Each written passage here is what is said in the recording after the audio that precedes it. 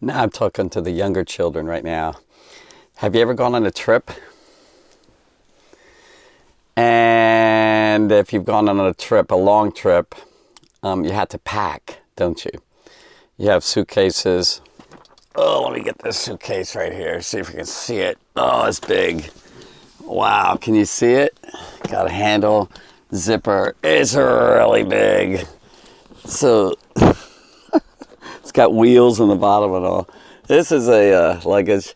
Okay, or here's a little bit smaller one, but it's still a good bag. Can you see this one right back here? This is it right here. I like this one. So when I travel, I usually pack this one unless I'm going on a longer trip, going to be out there for days. What do you pack? Well, you get sets of clothes. You get pants, shirts, undergarments, socks, stack of them. You pack all sorts of stuff right here. If you're going on a camping trip, you need a sleeping bag, a pillow, maybe bug repellent, stuff like that. Oh my, what am I going to do? All right, so you got all these, got this luggage. Well, in the story that we're going to share, Jesus told his disciples, his apostles, he had a lot of disciples, and he had 12 main disciples, the apostles. And the word apostles means to send, and that's what Jesus actually says here. He says, he called unto him the 12. First, he called them to himself. That's what he wants to do with you and me. He wants to call you to himself. This is in Mark chapter 6, verse 8. Actually, this is 7.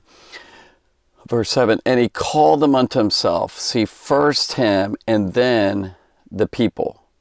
Most important thing in your life is a person. His name is Jesus. Not even your parents, not your siblings, your brothers and sisters, not your grandparents, not your aunt and uncle, or your cousins, or whoever else in that inner circle, the relatives, not your friends, not your family, not your neighbors. Kind of goes from the inner to the outer. Jesus called his inner circle to him, and I want you to be his inner circle. I want you to be a part on the earth today of one who really gets close to Jesus. He calls you. He says, come to me. He wants you to come into a relationship, tight relationship, prayer, reading the Bible, and also church. And he says, and he called them unto him and began to send. That word is apostolton or something. I don't know how to pronounce that Greek word. I haven't looked it up. It's actually apostles stuff. It's a Greek word that says send. And he sent them forth 2 by 2. I talked about that last one. 2 by 2 by 2 by 2. He had 6 teams and he sent them out. They went different directions, scattered throughout the 204 villages in Galilee. And he sent them forth. And what's interesting is what they were told to bring with them. Not much.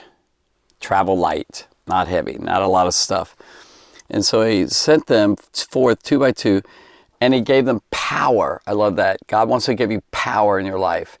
Whatever God calls you to do, he'll equip you to do it. He'll give you what's necessary to do it. If he calls you to whatever. Every area, but especially spiritually, he's going to equip you to be able to share the gospel. But if he calls you to become a doctor or a teacher or whatever he calls you to, he'll lead you to get the correct training and the teaching and all. Now, these apostles saw Jesus and they heard Jesus for months. That's how they got their training. You get along with Jesus, you hear Jesus, and you hang out with him, and you see what he's doing in your life and all, then you share it with others. Yeah, that's how it works. And then he says, let me just read it. This is verse 8, and commanded them that they should take nothing for their journey. Don't get a suitcase, he said. Bring hardly anything. Just almost go as you are, just like that. Whoa. I'm going to be traveling from village to village to village, and you want me to not pack? Like get a donkey and stack a bunch of stuff, with a book bag or something? Nope. He said, don't take anything for your journey. except for 4 things. He said a staff only, like a walking stick type thing. A staff that maybe a shepherd might have. No script, no food, no bread, no money for your purse. Don't take money. Not even a credit card. He said, no, I want you to travel light. He said, take a staff, like a walking stick. He also goes on and says down here, he says, be shod or be ready with sandals. But don't put on 2 coats. Don't bring extra clothing. Very, very little. So you're supposed to travel light. And he said, take a staff, like a walking stick, sandals, okay, 1 set of clothes, basically, and a belt, a support thing around your robe. That's basically it. He said, this is how I want you to travel. I want you to travel light. Wow, pretty amazing. And they did it. And what's the reason, though? Why did he tell them to do such little stuff, to bring such little stuff? I think it's for this reason. You ready? Number 1, in Exodus chapter 12, I think it's verse 11 or somewhere around there, he says, travel light.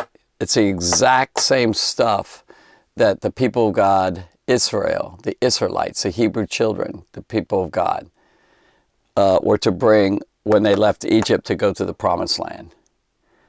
He said, just take those items. It's the exact list. Very cool. Just a few items. Why? To depend on God. That's a major one right there. He's telling them, I want you to go out with no money, no food, nothing. No food? And I want you to depend on God. So what they were supposed to do is go out and focus on Him, the Lord. And he said, I want you to focus on God and depend on Him, and then He will take care of you when you have nothing. He said, take nothing for your journey. And so this is what they did. I'm going to draw sort of a triangle here. What they did is they went and they depended on the Lord above. And that's what we should do in our lives right there. Okay, so here you are. Let me draw a little stick figure of the apostles, or you or me. Just be like that little guy. He's looking upwards towards God. Okay, and then God will take care of you, and He will use other people, who you meet, the villagers, when you go out, who will extend you a hand. He will use other people to take care of you, okay? And so they were supposed to look towards God, not towards them, and then these people would be led by God. Do you see the little triangle here? So the disciple over here would seek God and trust Him and depend on Him. That's a key word there. Trust God. Depend on Him. That is your life's mission. Start now. Whatever age you are. You could be an adult listening to this, a teenager, a child. Depend on God. Just focus right now and say, you know what? I make a choice for the rest of my life to look upward, to depend on God. Keep my eyes on Him. He is the provider. He's your source. And so they did this, and then God would give people in their lives, He would move on the hearts of other people to, like here, to take care of that apostle out there. That is the secret to life, depending on God, trusting God in everything.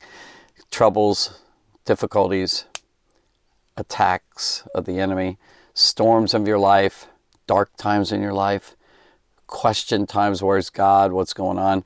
Focus on Him and latch hold of Him and hold on to Him by faith. So they went out and they depended on God. That is the way we should travel. Travel light. Don't let heaviness and depression and anxiety and stress and everything take a hold of you. You depend on God.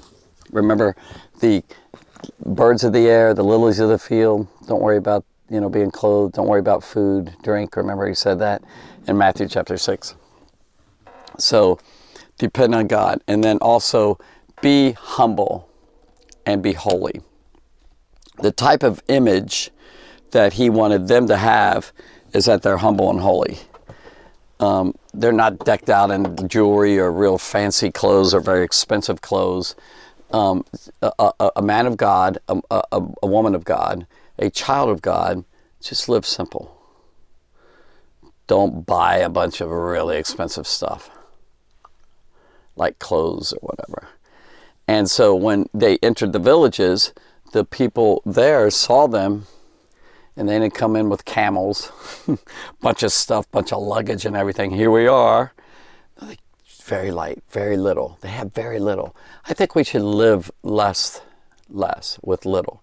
Don't try and accumulate, a bunch of clothes and a bunch of things and materialism and all.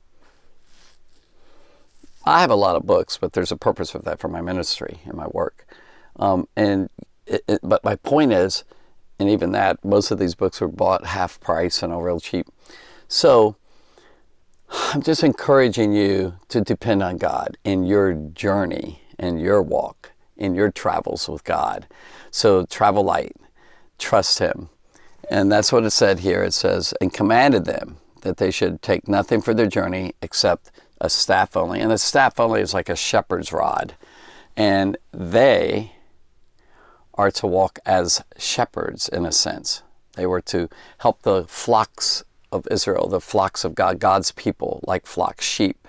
And they're supposed to kind of represent shepherds, with their staff. Also, the staff is good for kind of hitting and keeping away wild beasts. And there were wild packs of dogs and beasts, different animals in the time of first century traveling around. So that staff is good for hitting them, and defending themselves. So have a staff. He says, no scrip, no bread, no money in their purse. Another translation of that. Verse 8 says, let me read it out of this one. Whoops, where is it? Take nothing for your journey except a staff, no bread, no bag, no money in your belts. No bag, no book bag. Wear sandals, but not an extra set of clothes, like extra tunic, like cloak. And then he goes on and explains what they're supposed to do when they get there. So, and they just went out by faith and said, well, what village next? God's Spirit would be with them. Because Jesus wasn't at that time. He went out by himself. So at the same time that they were going to villages, he went out by himself.